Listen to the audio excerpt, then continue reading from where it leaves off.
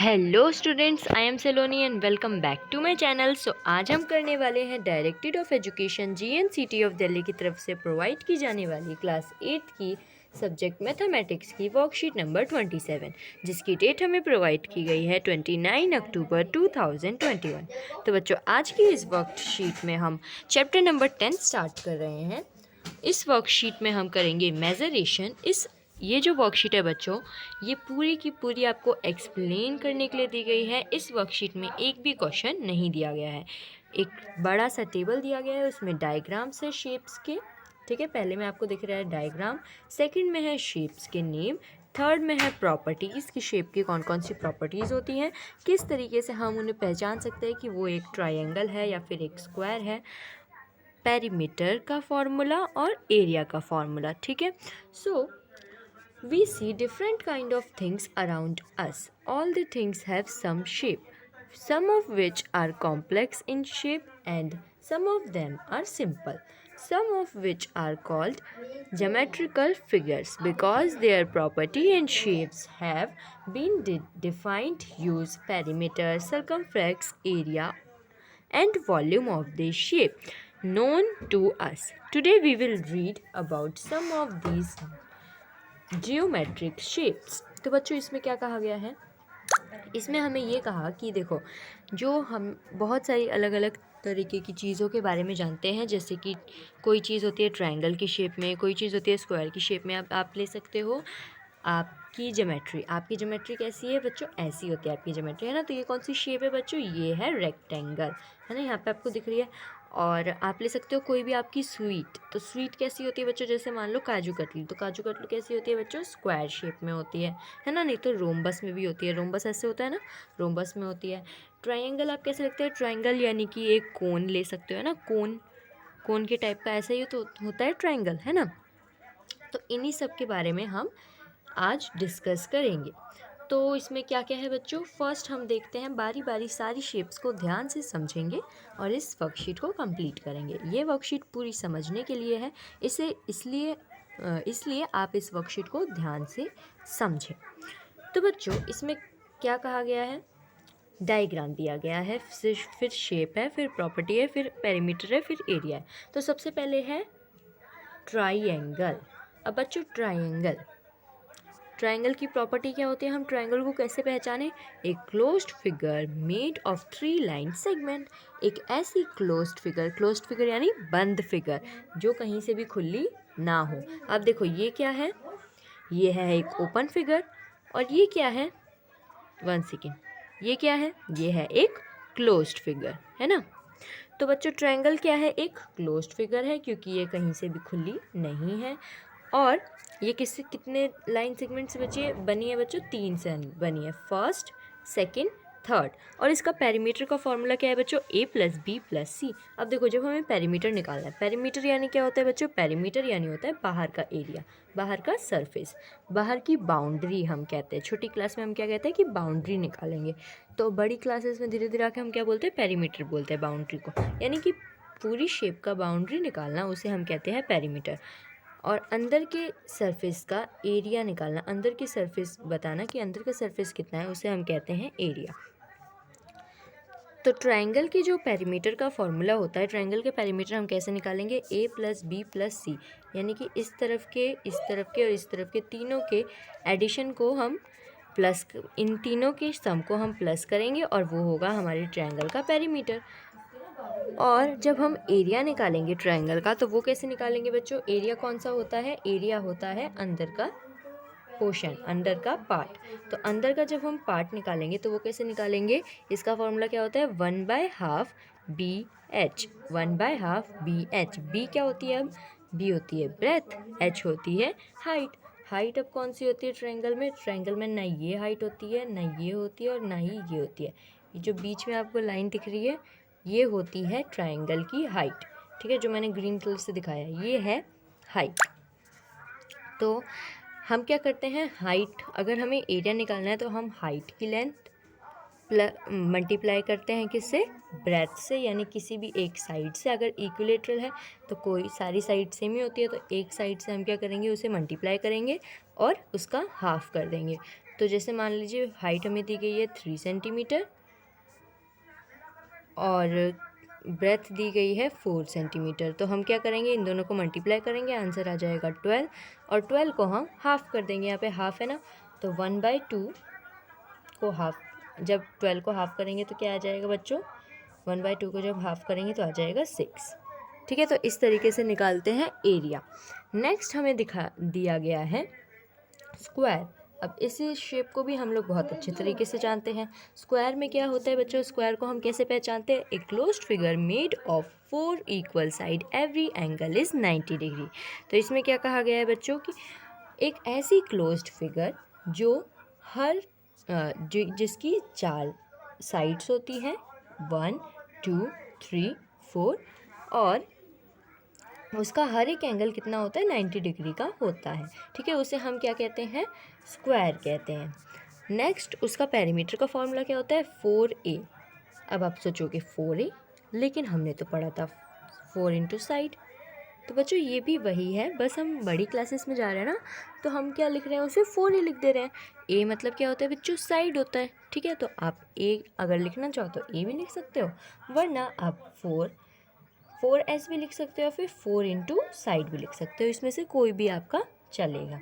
ठीक है, तो 4 इंटू साइड हमने पढ़ा था, इसमें 4a भी है।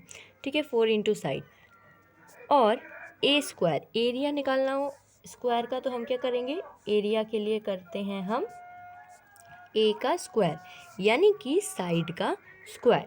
साइड का स्क्वायर करेंगे तभी तो एरिया आएगा, अंदर का पोर्शन आएगा, है ना। तो पेरीमीटर निकालने के लिए, यानी बाहर का क्षेत्रफल निकालने के लिए हम क्या करते हैं, 4 इंटू साइड करते हैं। मान लीजिए हमें साइड दी गई है 5 सेंटीमीटर। ठीक है, हम एग्जाम्पल के थ्रू करेंगे तो हमें जल्दी समझ में आएगा। हमें स्क्वायर कर रहे हैं, हाँ। तो हमें दिया गया है कि side is equal to 5 centimetre. हमें फाइंड करना है क्या, पेरीमीटर। ठीक है, पेरीमीटर हमें फाइंड करना है। वो कैसे फाइंड करेंगे बच्चों, पेरीमीटर का क्या फॉर्मूला है, 4a, यानी 4 इंटू साइड। तो 4 को यहाँ लिख देंगे, मल्टीप्लाई करेंगे 5 से, 4 5 से 20 सेंटीमीटर पेरीमीटर है। ठीक है, और अगर हमें यहाँ पे एरिया को निकालना है तो वो क्या करेंगे बच्चों, एरिया के लिए यहाँ पे आ जाएगा, a स्क्वायर, यानी कि साइड का स्क्वायर। तो बच्चों यहाँ पे क्या है, 5 है ना, तो 5 लिख दोगे, 5 का स्क्वायर कर दोगे। 5 इंटू 5 क्या होता है बच्चों, 5 इंटू 5 होता है 25, यानी कि इसका जो अंदर का पार्ट है वो कितना सेंटीमीटर है बच्चों, 25 सेंटीमीटर है। नेक्स्ट अगली शेप पे आते हैं। अगली शेप है रेक्टेंगल। रेक्टेंगल में क्या है बच्चों, तो रेक्टेंगल हम सबको पता है कि रेक्टेंगल की क्या प्रॉपर्टीज़ होती हैं। रेक्टेंगल कैसा होता है बच्चों, इस तरीके का होता है, और इसमें the closed figure made of equal opposite side and every angle 90 degree. तो इसमें भी क्या होता है बच्चों, रेक्टेंगल में हर एक एंगल कैसा होता है, 90 डिग्री का होता है। लेकिन इसमें स्क्वायर से एक डिफरेंट चीज़ है, वो क्या है बच्चों, कि ये वाली साइड इस वाली साइड की इक्वल है और ये वाली साइड इस वाली साइड की इक्वल है। Did you get it? मैंने क्या बताया अभी, मैंने ये बताया कि ये वाली साइड इसके इक्वल, ये वाली साइड इसके equal. Very simple, right. So इसका पेरीमीटर का फॉर्मूला क्या होता है, 2l + b। अब l यानी लेंथ, b यानी ब्रेथ। देखो ट्रायंगल का, स्क्वायर का, रेक्टेंगल का, इन सब का हमने पिछली क्लासेस में पढ़ा है, तो इन सब को हमें करने के लिए ज़्यादा टाइम नहीं लगेगा। हम फटाफट से इसको रिवाइज़ करते हैं, क्योंकि जो आगे की शेप दी गई है ना, हमें उसे समझना है। तो बच्चों 2l + b पेरीमीटर होता है, किसका, रेक्टेंगल का होता है। 2 लेंथ, जैसे हमें मान ली पेरीमीटर निकालना है तो क्या करेंगे, लेंथ हमें दी गई है 3, ब्रेथ हमें दी गई है 6, इन दोनों को प्लस करके 2 से क्या करेंगे बच्चों, ब्रैकेट के बाहर 2 लिखा है, यानी कि उसको क्या करना है, मल्टीप्लाई करना है। तो ये हो जाएगा 9 और मल्टीप्लाई कर देंगे 2 से, 2 9 से बच्चों, 2 9 से होता है 18, यानी इसका पेरीमीटर क्या है बच्चों, 18 सेंटीमीटर। ठीक है, अब एरिया कैसे निकालेंगे, तो एरिया क्या करते हैं, लेंथ इंटू ब्रेथ कर देते हैं।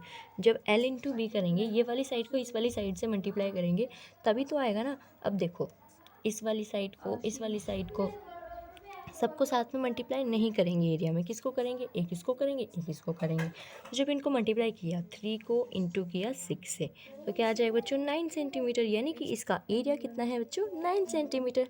बहुत ईजी था। ओके, नेक्स्ट हम आगे बढ़ते हैं। आगे क्या कहा गया है? आगे है पैरेललोग्राम। पैरेललोग्राम, अब ये आई एक नई शेप। मतलब हमने इसके बारे में 7th क्लास में पढ़ा है, लेकिन मुझे पक्का पता है कि आप लोग इसके बारे में भूल गए होंगे। लेकिन कोई बात नहीं बच्चों, इट्स फाइन, मैं आपको अभी अच्छे से समझाती हूँ। तो बच्चों पैरेललोग्राम कैसे होता है, ये देखो, ये होता है एक पैरेललोग्राम। ठीक है, इसमें क्या होता है बच्चों, इसमें ये वाली साइड इस वाली साइड के इक्वल होती है, और बच्चों ये वाली साइड इस वाली साइड के इक्वल होती है। ठीक है, मतलब पैरेलल भी होती है। जो अपोजिट साइड होती है वो इक्वल भी होती है और पैरेलल भी होती है। इसमें इसको हम कैसे पहचानेंगे, क्योंकि इस शेप को हम कैसे पहचानेंगे कि ये दोनों साइड एक दूसरे की पैरेलल होगी और ये दोनों साइड एक दूसरे की पैरेलल होगी, और ये वाली और ये वाली इक्वल होगी और ये वाली इक्वल होगी। मतलब जो पैरेलल है वो इक्वल है। ठीक है, और इसका पेरीमीटर का फॉर्मूला क्या होता है बच्चों? 2a + b। अब आप पूछोगे a क्या है, b क्या है? तो बच्चों बहुत इजी है ये। अब इसको समझते हैं कैसे किया हमने। जैसे हम रेक्टेंगल का करते हैं ना, उसी तरीके से हमको इसका भी करना है। बस यहाँ पे हमें a और b दिया है, और रेक्टेंगल में क्या दिया होता है? लेंथ और ब्रेथ दिया होता है। ठीक है, तो रेक्टेंगल देखो, रेक्टेंगल ऐसा होता है, तो रेक्टेंगल की लेंथ क्या होती है? ये होती है। ब्रेथ क्या होती है? ये होती है। इसमें ए होता है ब्रेथ और बी होता है लेंथ। ओके, सो यहाँ पे क्या कहा गया है? ए को और बी को प्लस करते हैं और उसको भी 2 से मल्टीप्लाई कर देते हैं। ठीक है, तो ए क्या दिया गया है? मान लो ए हमें दिया गया है 2 और प्लस में बी दिया गया है 7।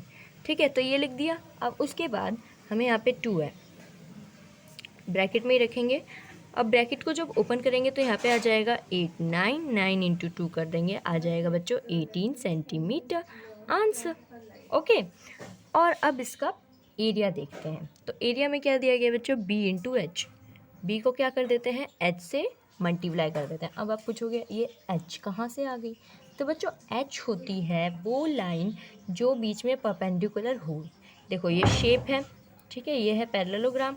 अब देखो इसमें यहाँ से अगर मैं एक लाइन खींचूँ तो ये एक परपेंडिकुलर हो रही है, ये 90 डिग्री बना रही है, और ये क्या है बच्चों? यही है पैरेललोग्राम की हाइट।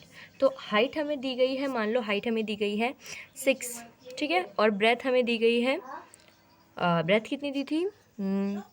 7। चलो 7 6 क्या होता है बच्चों? 7 6 होता है 42, यानी 42 सेंटीमीटर इसका एरिया है। ठीक है, तो इसी तरीके से आपको पैरेललोग्राम का पेरीमीटर और एरिया निकालना है, और इसकी जो प्रॉपर्टीज़ है ना उसको लर्न करना है। बहुत इजी प्रॉपर्टी है। क्या प्रॉपर्टी है? Opposite side are equal and parallel. जो अपोजिट साइड्स होती हैं वो इक्वल भी होती है और पैरेलल भी होती हैं। ठीक है, बहुत इजी है ना। नेक्स्ट अगर ध्यान से समझोगे तो आपको सब कुछ समझ में आ जाएगा और बहुत इजी भी रहेगा। नेक्स्ट हमें दिया गया है रोम्बस। अब ये रोम्बस क्या होता है?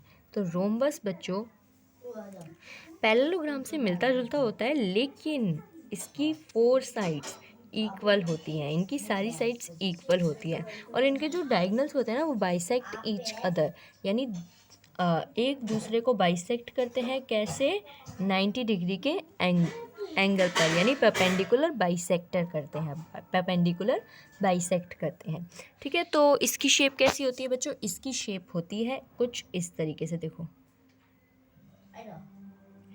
ठीक है, इस तरीके से। अगर आप अपने मोबाइल को थोड़ा सा मोबाइल की शेप चेंज करके देखोगे तो आपको दिखेगा कि ये स्क्वायर की तरह ही दिखता है ना, स्क्वायर की तरह ही दिखता है। लेकिन हमें इसे स्क्वायर की तरह नहीं बनाना होता है, हमें बनाना होता है इसे इस तरीके से। अब इसमें भी एक प्रॉपर्टी होती है। इसमें क्या प्रॉपर्टी होती है बच्चों? सारी की सारी ये वाली साइड, अब इसमें क्या होता है बच्चों? ये वाली साइड जो होती है वो ये वाली साइड के पैरेलल होती है। रुको मैं आपको बताती हूँ ध्यान से कलर चेंज करके। ये वाली साइड इस वाली साइड के पैरेलल होती है, और ये वाली साइड इस वाली साइड के पैरेलल होती है। ठीक है, देखो अब ये आगे जाएगी तो ये क्या मिलेगी? नहीं मिलेगी। और ये वाली जब आगे जाएगी तो ये मिलेगी क्या? नहीं मिलेगी। ठीक है, यानी कि ये सारी साइड क्या होती है? पैरेलल होती है। और इनके जो डायगोनल्स होते हैं, अगर आपको पता करना है कि ये रोम्बस है या नहीं है तो आप क्या करोगे बच्चों? तो आप क्या करोगे? इनके डायगोनल्स बना के देखोगे और आप पता करोगे कि क्या इनके डायगोनल्स परपेंडिकुलर बाइसेक्ट कर रहे हैं। तो यस, ये कर रहे होंगे तो यानी कि ये रोम्बस है, नहीं कर रहे होंगे यानी कि ये रोम्बस नहीं है। ठीक है, नेक्स्ट हमें दिया गया है, इसका क्या दिया गया है? पेरीमीटर का फॉर्मूला।